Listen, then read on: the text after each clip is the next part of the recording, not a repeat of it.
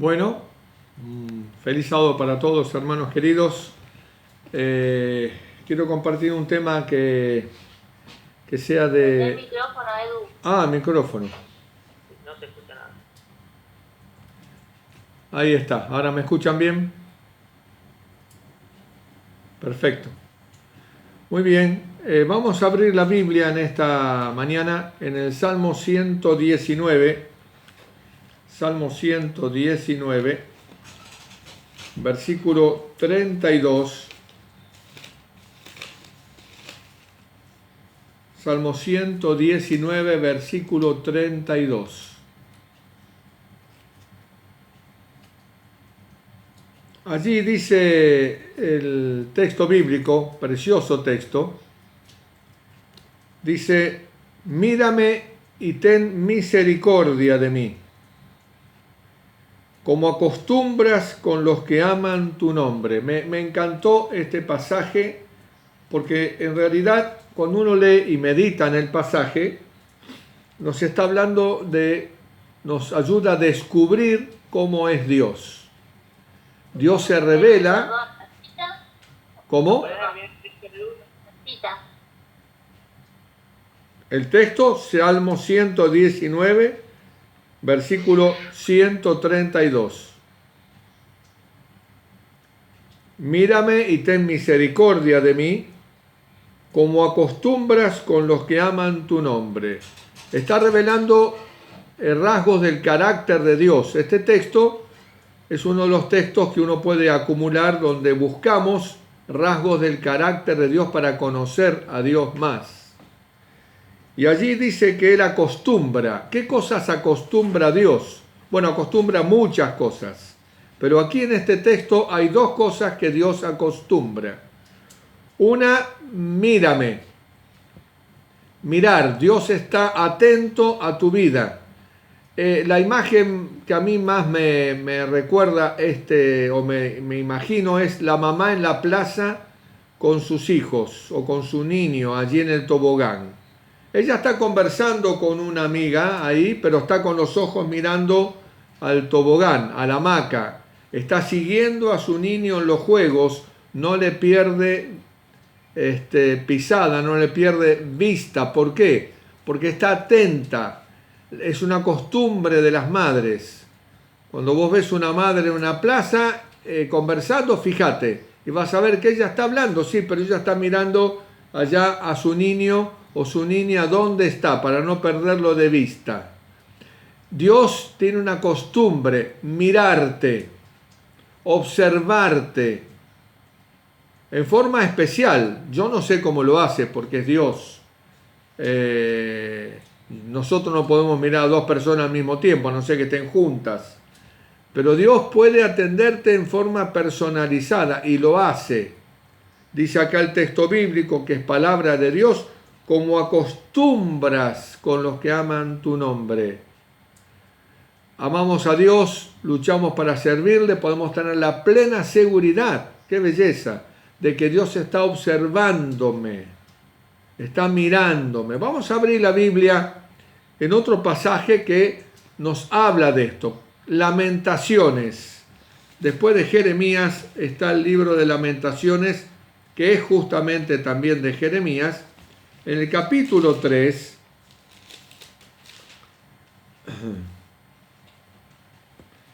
podemos desarrollar unos 3-4 versículos de este capítulo de Lamentaciones, capítulo 3. Y allí dice en el versículo 57, te acercaste el día que te invoqué, dijiste, no temas. Cuando el niño está ahí en el tobogán y la madre la está mirando y de pronto el niño tiene algún problemita o grita, mamá, enseguida la madre va a atenderlo. De la misma manera aquí Dios dice que cuando nosotros le invoquemos, enseguida Él va a atender nuestra necesidad. Y el primer mensaje correcto que Dios tiene: no te preocupes, no temas. ¿Por qué? Porque obviamente Dios es todopoderoso, omnisapiente, y no tiene nada puede evitar que Dios pueda ayudarte, pueda ayudarnos. El versículo 58 comienza con otra característica del carácter de Dios. Aboga, abogaste, interviene en favor de sus hijos. Dios siempre, hermano querido amigo, siempre va a estar a favor tuyo, no en contra. Siempre Dios, con los que aman su nombre, va a estar a favor. Puede ser que no comprendamos la forma en que Él nos dirige o aparentemente nos está conduciendo, pero Él está trabajando, abogando en nuestro favor. Frases conocidas, ¿no? La Manahuay dice esto, pero nos han quedado muy grabadas. Si nosotros pudiéramos ver como Dios ve, escogeríamos el mismo camino por el cual Él nos está conduciendo. O sea que no tenemos nada que temer, solamente que cuando viene la dificultad, bueno, no es tan fácil como ahora que estamos conversando, charlando, analizando el texto, vamos a tener ese temor, ese miedo, esa circunstancia incómoda, pero ahí es donde se nos demanda fe. La fe se aferra de la palabra. La fe se aferra de la palabra. Toma la palabra de Dios y la hace suya, porque es palabra de Dios. Es Él el que dice, yo abogo por tu causa. Yo estoy atendiendo tu causa. Y el versículo 59 dice, tú has visto. Dios ve, como dice el salmista. El Salmo 119, correcto. Dios ve, Dios mira, mírame. Mírame, dice el Salmo 119, 132. Lamentaciones dice Dios ve, Él ve tu situación. Pero Él ve, pero no está haciendo nada. Sí, está haciendo. Está permitiendo la situación para que cultives la paciencia. Él está trabajando en tu vida. No es solamente cuando me libera que vio, porque hay un plan y un propósito de desarrollo del carácter. Recuerden que lo único que llevamos al cielo, ¿qué es? El carácter. Entonces Dios está trabajando como el alfarero en la arcilla. Los métodos no deberíamos discutirlos, aunque muchas veces los discutimos. Yo soy de discutir, porque yo soy de razonar, a mí me tienen que explicar el por qué, y tengo tantos por qué que ya no sé ni cómo responderlos. Correcto, y cuando Dios me responde un por qué, me surgen 3 porqués más. Es como los chicos, ¿no? ¿Y por qué? ¿Y por qué? Bueno, eso a mí como funciona mi cabeza me pasa eso, ¿no? Y sufro mucho entonces. ¿Por qué? Porque nunca tengo toda la respuesta de los porqués. Así que tengo que sobrevivir con un montón de porqués sin resolver. Quizás te pase algo parecido. Bueno, es normal que nos pase eso. Pero no te sueltes nunca de la mano de Dios. Correcto. Dice el salmista, de vuelta, Salmo 119, 132. Mírame y ten misericordia de mí. ¡Qué belleza! Misericordia de mí. Ten misericordia de mí. Dios es un Dios misericordioso. Acuérdense que dice el texto que estas son costumbres de Dios. No tenemos que esperar que Dios ahora cambie y ahora tenga misericordia. Él tiene misericordia. Vamos a ver un texto bíblico. Isaías 54, versículo 10. Isaías 54, versículo 10.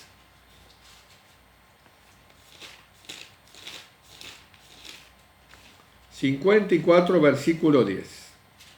dice... Una belleza este texto para un sermón. Este texto, bueno, varios textos que voy a presentar son para un sermón en sí mismo, porque son muy ricos, contienen muchísima información del carácter y el trato de Dios para con nosotros. Pero bueno, el texto central es el Salmo 132. Aquí en Isaías 54, versículo 10, dice, mirá Eduardo, así es como Dios me habla a través de la Biblia, mirá Eduardo, mirá Guille, mirá Irene, mirá Miriam, mirá Analía, mirá Sole, así es como Dios te habla. Mirá Eduardo, me dice Dios. Los montes se pueden mover, los montes se pueden mover, los collados pueden temblar, vos no te hagas problema, pero no se va a apartar nunca de vos mi misericordia hacia ti. Ni el pacto que yo hice es el que va a quebrantar alguna vez. Dice Jehová, escuchen ahora, el que tiene misericordia de ti. Interesante, Dios acostumbra a tener misericordia porque Él es misericordia. La misericordia no existe ajena a Dios. La misericordia es parte del carácter de Dios. ¿Correcto? Entonces Dios no tiene que estar de ánimo para tener misericordia. Y voy a hacer algo para moverlo a misericordia. A veces los niños tienen ciertas actitudes para ganarse la debilidad del padre o la madre. Una forma, un puchero, una forma de descolocarse que te enternece y te mueve a misericordia. Ya no le podés pegar, ya no le podés castigar. Te gana el chico, pero cuidado con eso, no en la educación. Pero Dios no tengo que moverlo a misericordia. Él es misericordia. Es parte de su costumbre, la forma en que te está tratando. Correcto. Quizás esto sea difícil de entender cuando vivimos experiencias difíciles. Una enfermedad, un dolor continuo, la muerte de un ser amado. Y sí, estás hablando, está hermoso lo que decís, pero yo estoy viviendo una situación muy difícil de dolor, porque se murió mi tío, se murió mi madre, o se murió mi esposo, y Dios podía haberlo protegido más, podría haberme dado unos años más, pareciera que no tuvo misericordia. Bueno, esos son sentimientos que nos van a venir, no podemos evitar, porque no estamos preparados para enfrentar el dolor. Y frente al dolor, toda nuestra naturaleza se sorprende, queda descolocada, porque no fuimos constituidos para enfrentar estas situaciones. Por lo tanto, naturalmente, y más con nuestra naturaleza pecaminosa, es normal que te suceda eso. Pero ahora, frente a la palabra de Dios por un lado y al sentimiento por otro, ahí es donde tenemos que decidir escoger y abrazar la palabra. No quedarnos con el sentimiento, llevarle a Dios ese dolor. Mirá, Señor, siento que vos no estás siendo misericordioso, pero yo sé que vos sos misericordioso. Yo sé que vos sos misericordioso. Es que yo no entiendo qué sucede, pero eso no cambia tu amor para conmigo. Así que te agradezco por la situación que estoy pasando. Ayúdame a descansar y a confiar en ti. Bueno, así es como la fe tiene que crecer y desarrollarse. No es nada fácil, hermanos. Las pruebas difíciles han hecho que miles y miles de hijos de Dios ya no estén en la iglesia, en todas las iglesias. Nosotros en el Bolsón ahora seremos unos 70, 80, pero han pasado más de 100 personas, 150 que ya no están. No están porque perdieron de vista esto. Quizás nunca lo conocieron, no lo sé. Pero es importante resaltarlo. Mírame y ten misericordia de mí, como acostumbras con los que aman tu nombre. ¡Qué belleza! Es la costumbre de Dios. Yo alabo a Dios por esto, ¿no? Cuando leo estos textos me enamora del carácter de Dios. Porque esta es la vida eterna, que te conozcan a ti. Y yo a través de este texto estoy conociendo que Dios tiene una costumbre, no varía, no cambia, en Él no hay sombra ni mudanza de variación. Por lo tanto, agradezco a Dios por este texto del Salmo 119, 132. Me enternece, me toca el corazón, si pudiera me inclinaría en el pecho del Señor y lo abrazaría agradeciéndole porque es muy tierno este texto, ¿no es cierto?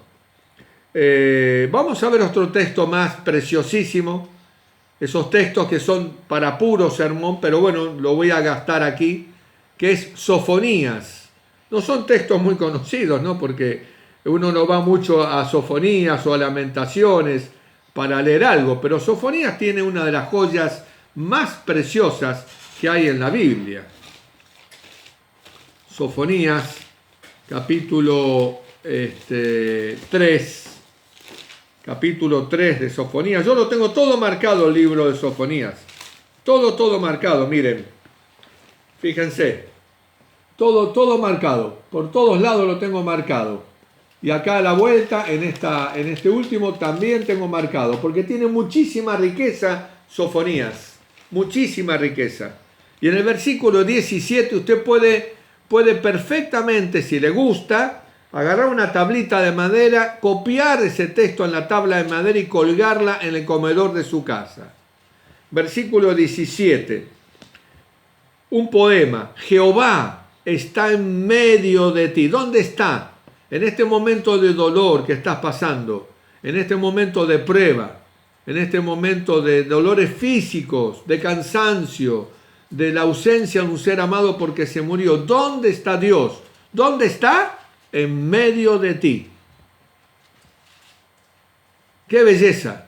¡Qué belleza, Señor, que te manifiestes así en tu palabra! Él me dice en su carta que me escribe, Eduardo, yo estoy en medio de ti. Aquí no lo veo, no lo puedo tocar, no lo percibo, pero está. Y Él no miente. Jehová está en medio de ti, hermano. Jehová está en medio de ti, aún en medio de esta circunstancia, donde podés sentir, porque tus receptores emocionales no captan, porque estás desconectado por causa del pecado, del virus del pecado. Entonces no percibimos como Adán y Eva percibían antes del pecado, la presencia, el gozo de la presencia del Señor. Eso está ausente en nosotros, porque este virus del pecado, así como el COVID te genera a muchos que le ha tocado falta de sabor, olores, te cambia los sentidos, el pecado ha cambiado el sentido de la presencia de Dios. Y ahora no sentimos que está, al contrario, sentimos que no está. Pero Él nos dice, yo estoy en medio de ti. ¿Y cómo está? Porque hay una coma y ahora encierra otra palabra con otra coma. Una palabra, poderoso. Dios está en medio de ti en forma poderosa, siendo dueño de la circunstancia. No está siendo sometido a una circunstancia donde no sabe qué hacer como vos y yo. ¿Entienden? Ojalá tuviera mejores palabras para explicarlo. Lo que me hace sentir, me gustaría expresarlo para que también alcance tu corazón y te lo haga sentir. Pero Él está en medio de ti en forma poderosa, porque Él es poderoso, todopoderoso. Tiene completo dominio de la situación, la conoce antes que te llegue. No están nuestras palabras en nuestra boca y he aquí tú, Señor, ya las sabes todas. Antes que clames, yo habré oído. ¡Wow! ¡Qué maravilloso Dios tenemos! ¡Qué maravilloso Dios tenemos! Jehová está en medio de ti, poderoso. Coma, otra vez coma, y entre coma ahora agrega dos palabras. Él salvará. Yo te voy a salvar. No importa, pero ni siquiera pregunta cuál es tu situación. Es que Dios no necesita saber tu situación para ver qué puede hacer, sino que no hay situación que Él no pueda solucionar. Lucas 1:37. Nada hay imposible para Dios. Si le llevan un coche aquí a Lolo o a Emilio, que son mecánicos, tiene que decir, bueno, lo reviso y después te digo. Pero Dios no necesita revisar nada. Dios no necesita revisar nada porque no hay nada que Él no pueda solucionar. Yo te salvo, dice Dios. Yo estoy en medio de ti. Soy poderoso. y te salvo. Yo te voy a salvar de esta. Hermanos, haga un cuadrito y cuélguelo en su comedor, apréndaselo de memoria. Medite en esto, porque esto es conocer a Dios, conocer el carácter de Dios. Y dice entonces, punto y coma, se gozará sobre ti con alegría. Se gozará sobre ti con alegría. Bueno, este texto, ¿cómo lo aplicamos, no? Porque cuando te está doliendo todo el cuerpo, vos decís, bueno, a mí me duele y él se goza. ¿Cómo entra este texto? Pero el Señor está diciendo, finalmente después de todo esto, nos vamos a gozar juntos. Me voy a gozar contigo, lleno de alegría, porque un día todo esto va a terminar. Un día el dolor pasará. Pronto el sufrimiento ya no existirá. Y en lugar del sufrimiento habrá gozo eterno. La brisa de la mañana será nuestra constante clima. El gozo de una dicha de eternidad llenará nuestro alma con un gozo inefable que nunca desaparecerá. Ni siquiera nos podemos imaginar eso, porque nunca lo vivimos. Pero Dios se goza sobre nosotros. Aparte, aplicándolo al día de hoy que te duele todo, pero que seguís en la fe. Dios se goza. ¿Por qué? Porque está trabajando y ve que perseverás en la fe. Así que se goza. Dice, qué bueno, Eduardo aguanta, Eduardo resiste. Eduardo sigue fiel, porque el que persevere hasta el fin, ese me lo llevo a casa, dice el Señor. Así que se goza sobre nosotros en medio de la prueba, cuando permanecemos con alegría, porque su obra la puede hacer. Otros en medio de la prueba dicen, no, basta, no quiero saber más nada, me voy, largo la Biblia, largo todo, cuelgo. Y cuelgan, y ya no están entre nosotros, ya no siguen a Dios, ya se fueron al mundo de vuelta. Y cuando se van al mundo de vuelta, el enemigo los envuelve 10 veces peor que antes. La Biblia dice 7. ¿Se acuerdan de esos demonios, dice Jesús, que buscaban una habitación vacía? A una persona que esté vacía. Bueno, y cuando encuentran uno, dice que lo hacen 7 veces más del diablo que antes. ¿Por qué? Porque una vez se le escapó, 2 no te vas a escapar. Hermanos, si ya estamos en las filas de aquel que nos llamó de las tinieblas a la luz admirable, nunca te alejes de esto, nunca te alejes del camino, porque el enemigo tiene 10 veces más armas para atraparte de tal manera que no puedas volver a salir. Cuidado, cuidado. Es mejor haber no conocido nunca, dice Jesús, que conociendo alejarse. Dios sigue siendo poderoso, pero no puede alcanzar a todos. Al que no quiere, no lo puede alcanzar. Así que persevera en medio de la prueba, porque Dios se está gozando viendo cómo soportás con paciencia. Acá Dios te está revelando lo que Él siente en medio del silencio que vos sentís. Acá Dios te está revelando lo que Él está haciendo y experimentando y viviendo contigo en medio del silencio y la ausencia de Dios que vos estás experimentando. Porque cuando sientas que Dios no está, acordate que Él está. Acordate que sigue siendo poderoso y que te mira con una sonrisa porque está viendo que aguantás y se goza contigo en medio de esa fidelidad. Yo le digo siempre a Irene, que siempre me imagino, por la forma en que Irene enfrenta esta situación tan difícil, la forma preciosa, sumisa que ella lo enfrenta, en los rasgos de su rostro, en sus lágrimas, en su esconderse en Dios. Yo le digo, ¿sabes? Cuando yo veo a Jesús al lado de tu cama, lo veo que te mira y sonríe. Sonríe de alegría de tener una hija que se esconde en él en medio de semejante prueba. Jesús sonríe, qué belleza. Miro el cuadro y me enamora. Me enamora de Dios y me enamora de Irene. Correcto. Jesús sonríe. Acá lo dice. Se gozará, dice el texto. ¿No es cierto? el 17, dice, se gozará sobre ti con alegría. Lo está diciendo aquí.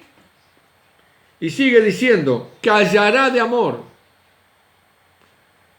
Cuando vos amás, a veces quedás contemplando a la persona y no tenés palabra para decir y tu corazón te late, ¿correcto? Porque estás contemplando y sentís los latidos de ese primer amor y te quedás callado observándola solamente. Así hace Dios con nosotros. ¿Qué tenemos nosotros para que Dios calle de amor? Si somos de la coronilla de la cabeza hasta la planta de los pies como llaga podrida, dice Isaías 1. Sin embargo, Dios no mira lo que sos, sino lo que vas a hacer, porque Él ya te sueña allí en el cielo con Él. ¡Qué belleza! ¡Qué belleza! Se regocijará sobre ti con cánticos. Cuando vos estás enamorado de alguien, haces cantitos al que amás. Yo he hecho eso muchas veces. O escribís poesías. Dios también lo hace contigo. Dice el texto bíblico, se regocija sobre ti con cánticos. Yo no sé qué canta el Señor, qué puede cantar sobre mí, pero Él se regocija sobre mí con cánticos. Nunca vi esa experiencia, pero Dios hace eso. Correcto. O sea, un perfecto, a ver cómo decirlo, un perfecto ser, aunque es Dios, que actúa semejante a nosotros, o nosotros somos semejantes a Él, por supuesto. Donde quiere abrazarte, donde quiere apretarte, donde quiere darte un beso, donde siente en la medida de Dios lo que nosotros sentimos con quien amamos. Este es Dios. Y la vida eterna es conocerlo a Él, porque es lo único que nos va a sostener cuando todo alrededor nuestro esté en contra. Y quedes solo, pero acuérdate, nunca estarás solo. Nunca. Jamás estamos solos. Nunca. Bueno, y volviendo al Salmo 119, para ir cerrando. Salmo 119.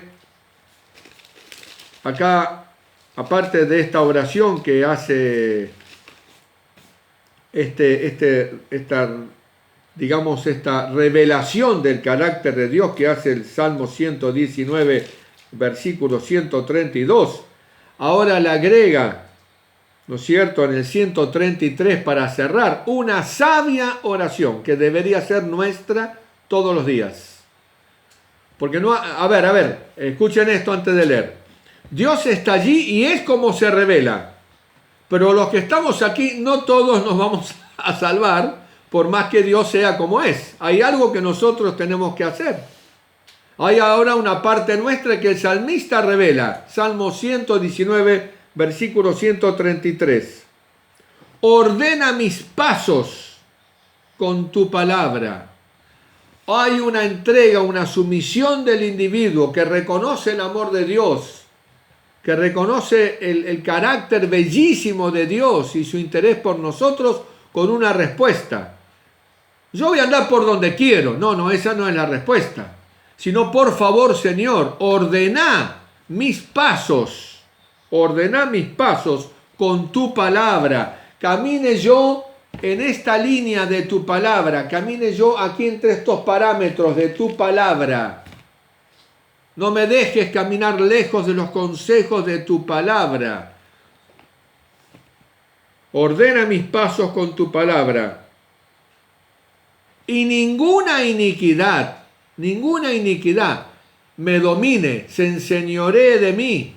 Líbrame de aquellas cosas que me tienen atrapado. Yo no sé, porque no conozco la vida de ustedes en la parte íntima, como ustedes no conocen mi vida en la intimidad, en esa soledad, cuando quedás solo con la televisión o con el celular o con la computadora, y hoy con un clic nada más entras al mundo de la pornografía, o al mundo del erotismo, o no sé de qué.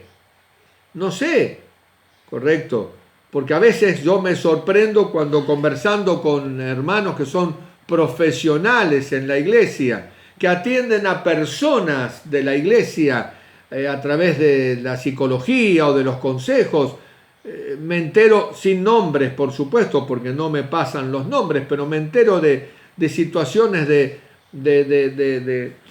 droga, de perversidades sexuales, de pornografía, de incesto. No lo podés creer, dentro del pueblo de Dios.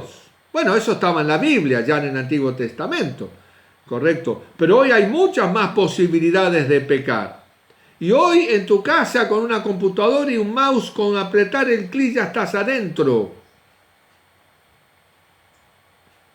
Yo no sé qué experiencia, en qué el enemigo puede estar atrapándote.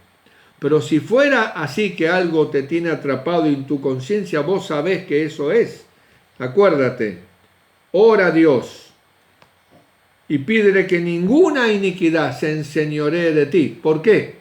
Porque un pecado acariciado le va a provocar al ser humano lo mismo que una tabla carcomida en un bote. Vos tenés que cruzar un gran lago en un bote que vos ves que hay una tabla que está podrida. Te da ganas de subirte y ves que entra un poco de agua, pero una tablita nada más.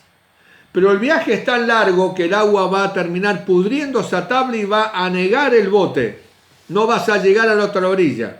Un pecado acariciado va a producir el mismo efecto que una tabla al bote, una tabla carcomida en el bote, un completo desastre y ruina. Es cuestión de tiempo solamente. Tenemos que despegarnos de aquellas cosas que nos tienen atrapadas. Y esta es la oración correcta frente a un Dios misericordioso, piadoso, contemplativo, amoroso, que está en medio de nosotros, que es todopoderoso y que me ama y se regocija sobre mí. Pero no se puede regocijar cuando yo estoy atrapado en el pecado. ¿Por qué? Porque cuando practico el pecado, la Biblia me dice que estoy en las manos del enemigo. Así que tengo que desprenderme. Y allí entra tu decisión y tu oración sabia. ¿Correcto? Si estás atrapado en una lucha, no está todo bien. Tenemos que ser vencedores. Ordena mis pasos con tu palabra, y ninguna iniquidad se enseñoree de mí. Ojalá que el Señor pueda hacer esto en tu vida. Yo necesito que lo haga en mi vida y todos necesitamos esto, en cosas más gruesas o más finas, correcto. Quizás tu problema no sea decir o mirar pornografía, quizás tu problema puede ser decir malas palabras, tu problema puede ser, no sé, pero lo que sea, aquello que sabes que esto tengo que pulirlo, ¿cómo me cuesta? Lleváselo a Dios en oración, orá especialmente por eso. Este Dios misericordioso, bondadoso, tierno, compasivo, lleno de misericordia, de bondad, que su